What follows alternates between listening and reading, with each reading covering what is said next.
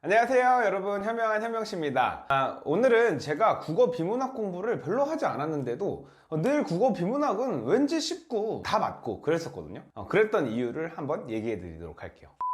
이번에 불수능이다 뭐다 해서 말이 많죠. 특히 국어가, 그리고 비문학이 초장부터 너무 어려워서 애들 멘탈이 그냥 탈탈탈탈 털린 거예요. 평가원은 도대체 왜 이런 식으로 문제를 내는 걸까요? 세 가지 질문을 해볼게요. 이거에 대해서 답할 수 있는 사람은 평가원이 왜 이런 식으로 문제를 내는지를 이해할 수도 있을 것이고, 비문학을 잘할 겁니다. 그러나 이 세 질문에 답할 수 없는 사람이라면 아마도 감히 예상하건대 비문학에서 어려움을 겪고 계실 거라고 생각이 듭니다.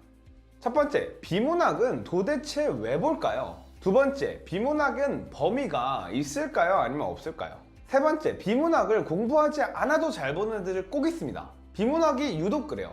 왜 그럴까요? 어떤 애들일까요?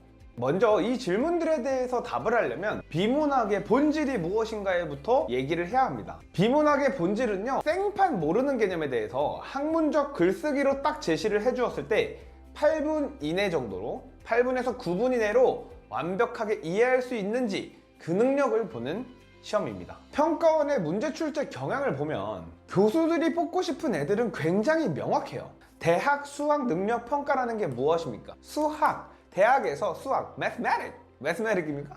아니죠. 말도 안 되죠. 받을 수에 배울 학문을 받을 수 있는 능력이 있는지를 평가하는 거죠. 그렇기 때문에 학문적 글에 대해서 100% 이해할 수 있는 애들을 뽑고 싶은 거예요. 왔다 갔다 잘하는 애들이 아니라. 왔다 갔다 잘하는 놈들을 걸러내려고 많은 노력들을 합니다. 이걸 이해해야만 풀 수 있는 선지나 이해해야만 풀 수 있는 문제들을 위해서 굉장히 많이 고민을 해요. 비문학의 본질이 8분 이내로 그 해당하는 지문에 대해서 100% 이해하는 능력을 측정하려고 한다는 거, 그거를 반드시 기억하세요. 자, 그리고 두 번째, 비문학은 범위가 있을까요? 없을까요?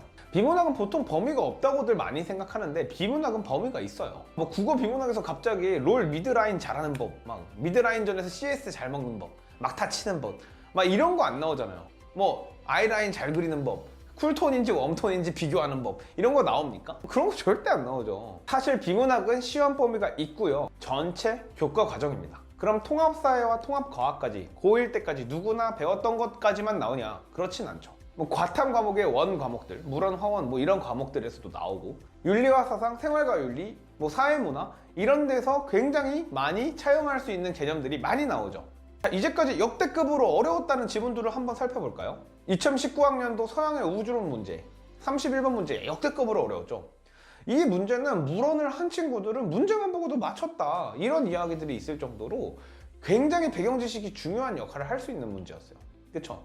그리고 역대급 불수능이라고 하는 19년도의 재림이 아니라 22학년도의 탄생이다 하는 불수능이었던 이번에는 어땠죠? 해결도 어려웠지만 경제지문 같은 경우는 제가 풀어보니까 저는 이거를 다 맞췄는데 제가 아무만 생각해도 지문을 보고 이걸 풀 수 있을까? 이런 생각이 드는 거예요. 환율이라든지 무역이라든지 경상수지와 환율의 관계들이 어떻게 되는지에 대해서 기초적인 이해를 가지고 있는 애들은 풀기가 수월했을 겁니다. 아니요, 풀기가 수월한 게 아니라 그게 없는 애들은 풀 수가 없는 수준의 문제였어요. 그 외에도 한번 볼까요? 서울대 학생들한테 본인 전공에 대한 지문 없이 문제만 보고 풀라는 유튜브 실험도 있거든요. 여기서 서울대 학생들은 어땠을까요? 전부 다 맞췄습니다. 이런 걸 보면 비문학이 배경 지식이 중요하지 않다? 과연 그렇게 이야기할 수 있을까요?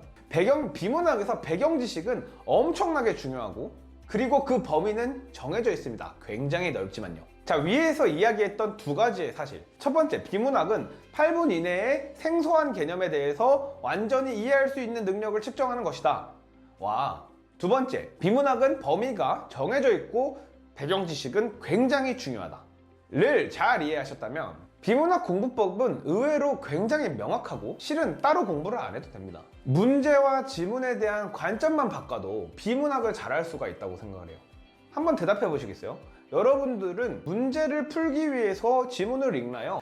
아니면 지문을 잘 이해했는지 확인하기 위해서 문제를 푸나요? 솔직히 이렇게 이야기하면 10이면 9명은 지문을 잘 이해하기 위해서 문제를 풀어요, 이렇게 대답을 할 거예요. 왜? 내가 이렇게 물어봤으니까. 눈치밥으로 그냥 하는 거지. 근데 실상은 어떻죠? 대부분의 아이들 100명이면 95명의 아이들은 문제를 풀기 위해서 지문을 읽고 있거든요. 시험장이 아닌데도 불구하고, 혼자 공부하고 있는데도 불구하고. 과정을 좀 섞어 이야기하면 저는 1에서 국어 1등급이 4%밖에 안 된다고 생각합니다. 평가원에서 뽑고자 하는 학생들의 결을 한번 생각해 봅시다.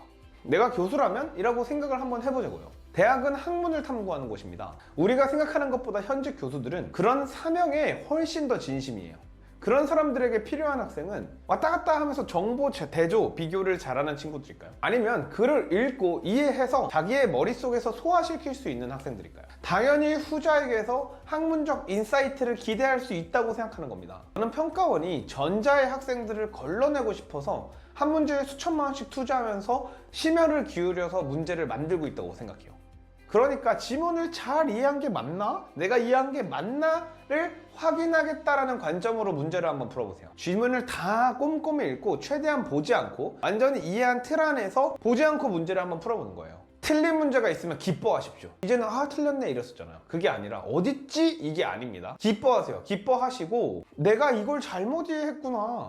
내가 배울 게 생겼네 라는 관점을 바꿔야 됩니다. 틀린 문제가 있다면 내가 무엇을 찾지 못했나가 아니라 내가 어떤 것을 이해를 잘못했지 라는 관점의 변화를 반드시 가지셔야 돼요.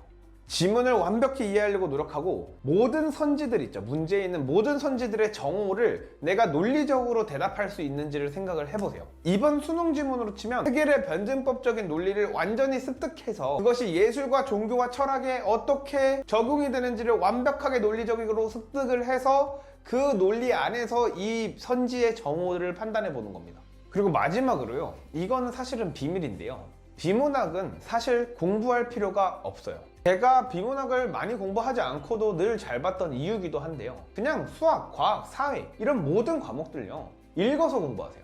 요즘에 대인강의 시대입니다. 한 해에 300억씩 버는 스타 강사가 나온 그런 시대이기도 하죠. 그래서 모두가 인강을 듣습니다. 그런데 이런 시대일수록 읽어서 공부하는 애들은 극히 드물고 읽어서 공부하는 애들이 빛을 발해요. 아까 얘기했던 8분 이내의 생소한 개념을 완전히 이해하는 거, 그리고 평가원의 비문학에 한정된 그 범위, 그거를 가장 잘 연습시켜줄 수 있는 것들은 각 과목의 그냥 교과서 개념서들이에요. 서술이 잘 된 개념서들. 제가 추천하는 건 수학에는 숨마쿰 라우데가 있고요, 통합사회, 통합과학, 책 읽기 이런 책들이 있거든요. 이런 책들을 한번 읽어서 공부를 해보세요. 교과서와 이런 책들을요. 그러면 당연히 생소한 개념이기 때문에 그거에 대해서 내가 읽어서 학습을 할 수 있는 연습을 하게 되고요, 그거에 대해서 100% 이해할 수 있는 연습을 하게 되고, 그리고 추가적인 시간을 따로 비문학을 위해 들이지 않아도 지속적으로 나의 독해력이 향상이 될 수 있겠죠. 저는 한번 제 말 믿고 과학이든 사회든 어떤 과목이든 지금 다니던 학원이나 인강 하나만 끊고요, 한 과목만. 왜냐면 나를 다 신뢰하면 안 되잖아. 그렇죠? 하나만 끊고 그거를 교과서와 개념서들을 N회독, 3회독, 4회독 7번까지 읽어라 이런 얘기 있는데, 그거를 한번 쭉쭉쭉쭉쭉 해보신 다음에 유관 지문 있어요. 비문학 교재들에는 그 제재가 같은 것들, 그 부분을 풀었을 때 그런 식으로 공부를 했을 때랑 그런 식으로 공부를 하지 않았을 때의 점수 차이가 없다면 저를 한번 찾아와서 싸대기 한번 탁 때리십시오. 네, 제가 그만큼 확신을 하는 공부 방법이니까요. 인강은요, 다 들으려면 엄청 오래 들어요. 사실 인강보다 읽어서 공부하는 거는 그 과목을 위해서도 엄청나게 좋은 방법인데요, 그것들에 대해서는 나중에 또 설명을 하도록 하고, 오늘은 여기까지 하겠습니다. 비문학을 위해서는 타 과목들을 한번 읽어서 공부해봐라. 구독과 좋아요 부탁드려요. 감사합니다.